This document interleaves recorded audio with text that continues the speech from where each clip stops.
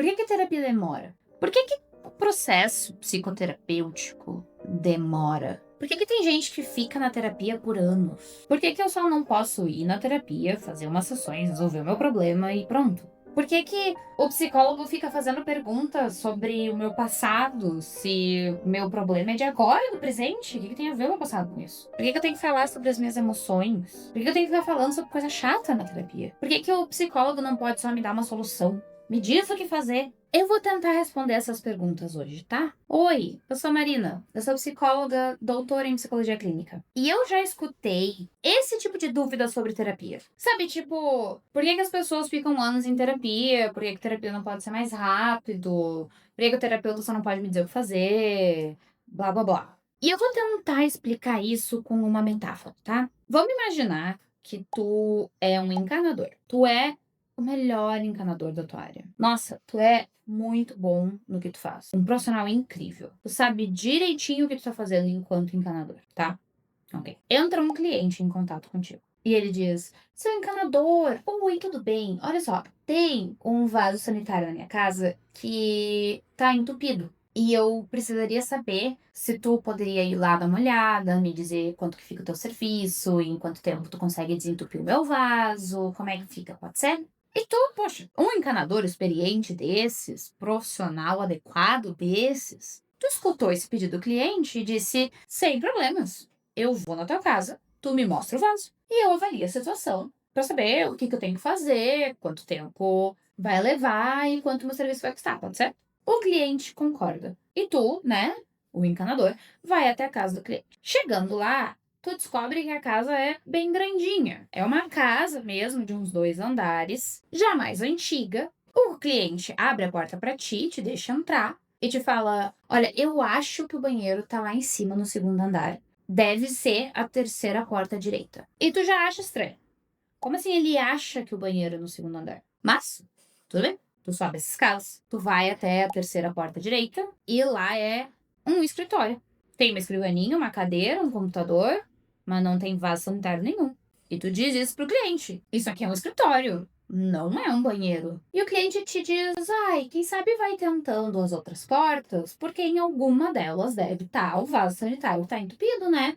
E tu já começa a ter muitas dúvidas. Há quanto tempo esse cliente mora aqui? Como que ele não sabe onde é o banheiro? E se ele não sabe onde é o banheiro, como que ele estava usando o banheiro? E também como que ele sabe que o vaso sanitário está entupido? E conforme tu vai abrindo os cômodos da casa, tentando achar o tal do banheiro, tu vai perguntando. Tu vai fazendo essas perguntas pro cliente. E o cliente vai te respondendo. Olha, eu nem lembro mais há quanto tempo que eu moro aqui, tá? Eu realmente não uso muito o banheiro da minha casa, mas eu já usei, então eu sei que ela tem, eu só não lembro onde é. E eu tenho certeza que o vaso sanitário tá entupido, porque de noite, quando eu vou dormir, eu escuto um barulho estranho vindo do chão. E eu acho que é no chão que ficam os canos. E que o barulho que eu escuto é de um vaso sanitário entupido. E tu, encanador, fica muito encucado. Que barulho é esse que esse cliente escuta? E como assim ele não usa o banheiro de casa?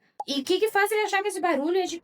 Qual é o barulho de um vaso entupido? E tu começa a perceber que apesar de esse cliente ter chegado pra ti com uma questão simples, que era: eu tenho um vaso sanitário entupido que eu preciso de ajuda pra desentupir, agora tu já tá há horas dentro da casa desse cliente.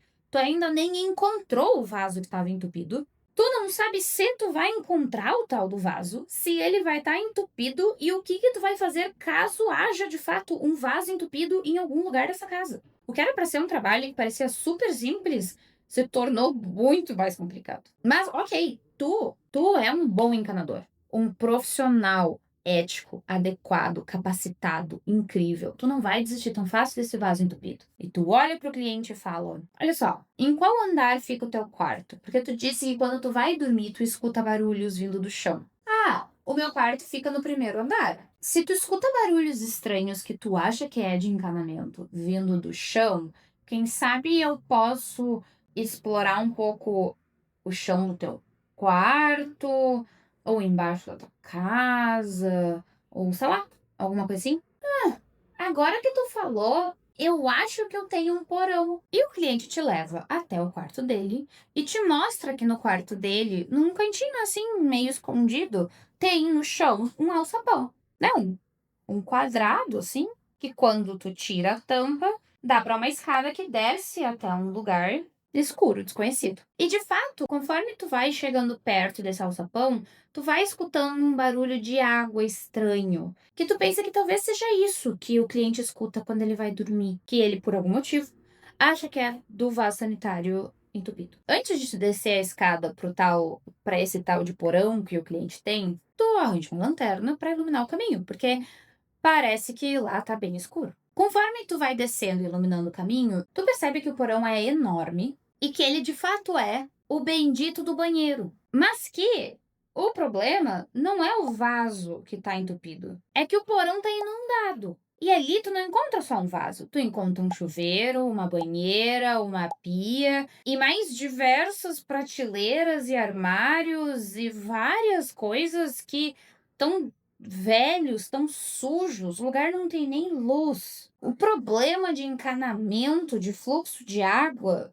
dessa casa não é um vaso entupido. É alguma coisa muito pior que já está acontecendo há muito mais tempo e que o cliente, de alguma forma, não se deu conta. E daí tu olha para aquilo que, lembrando, era para ser um trabalho simples. Era para ser ir na casa de um cliente, desentupir um vaso e deu, acabou. Missão cumprida. E agora tu se dá conta que esse trabalho vai requerer muito mais tempo e muito mais energia. Porque tu vai ter que dar um jeito de iluminar esse porão para saber exatamente o que está acontecendo ali. Tu vai ter que dar um jeito de se livrar dessa água, mesmo que momentaneamente, para tu conseguir saber o que acontece.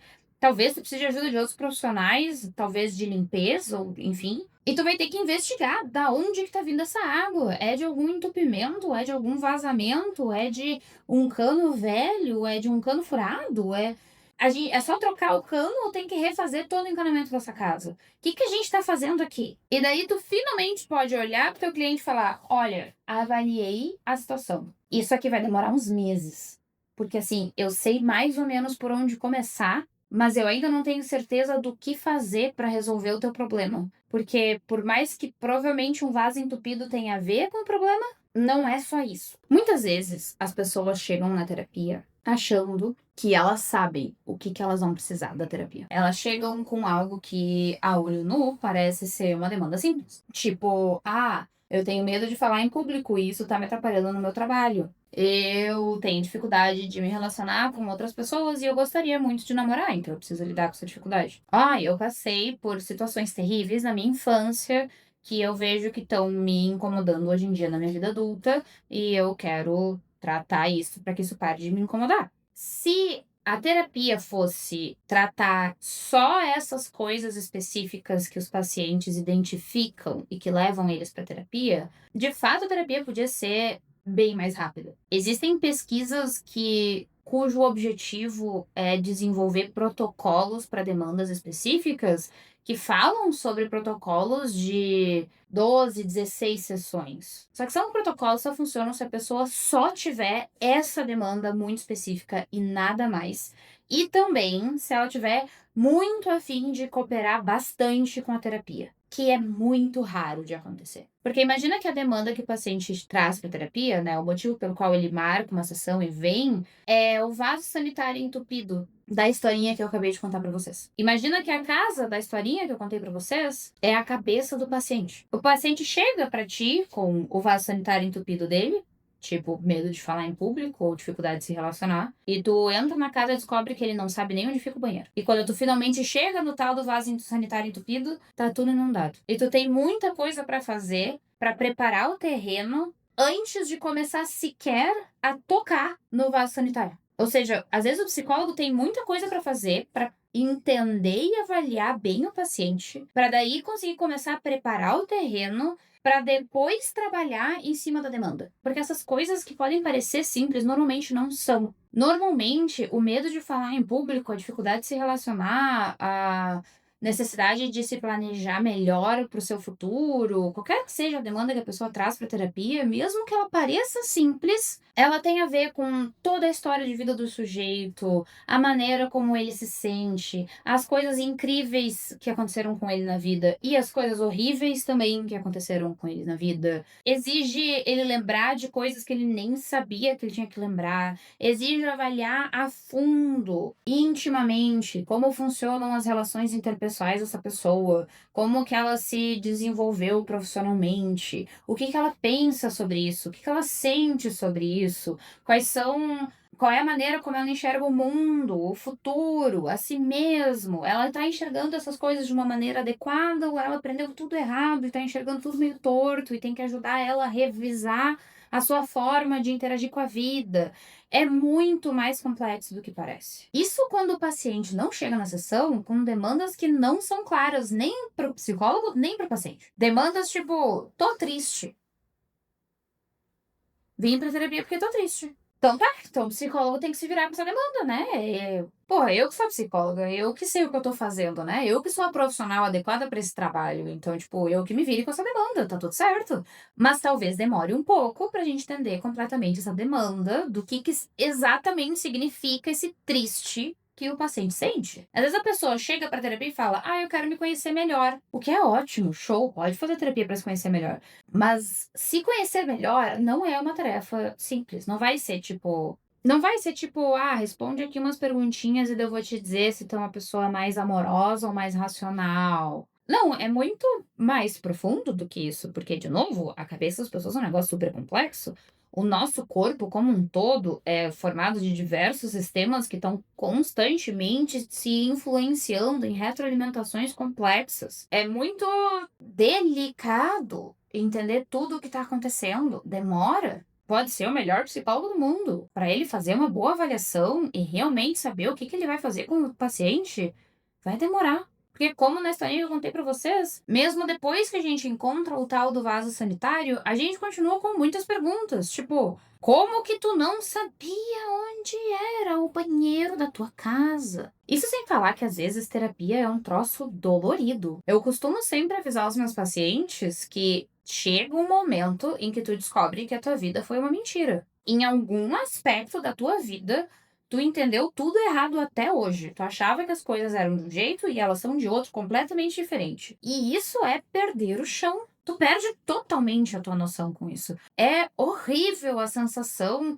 de que nada era do jeito que tu achava que era e tu vai ter que começar do zero a aprender tudo de novo. Tu vai ter que revisitar todas as tuas memórias para entender elas diferentes sob essa nova luz, essa nova ótica que tu desenvolveu. E a longo prazo isso vai te fazer um bem inimaginável, mas na hora é uma bosta. E daí, tipo, poxa, depois que tu descobre que a tua vida é uma mentira, às vezes tu precisa de uma, duas, três, quatro, cinco, 60 sessões até tu se adaptar com essa nova forma de ver o mundo.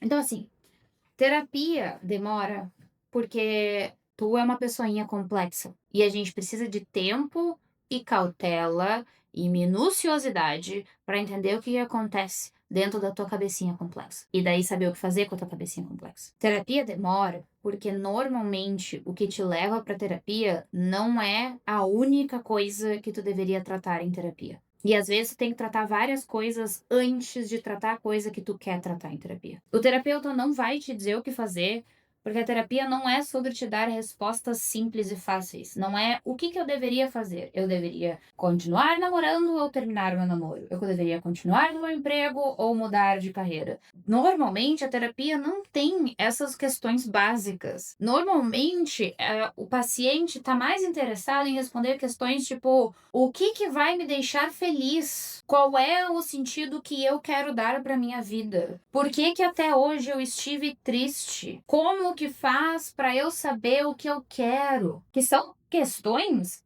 que, se alguém tá te dizendo que dá para responder de forma simples, rápida e fácil, essa pessoa ou tá mentindo ou não sabe do que tá falando. E era isso, gente. Esses foram os meus pensamentos. Eu espero ter respondido as dúvidas de vocês sobre o assunto, mas se não, escrevam as dúvidas aqui nos comentários. Manda esse vídeo para aquela pessoa que está se perguntando por que terapia demora tanto. Por que tá há 2 semanas na terapia e ainda não fez efeito? Pode ser porque o teu psicólogo é ruim?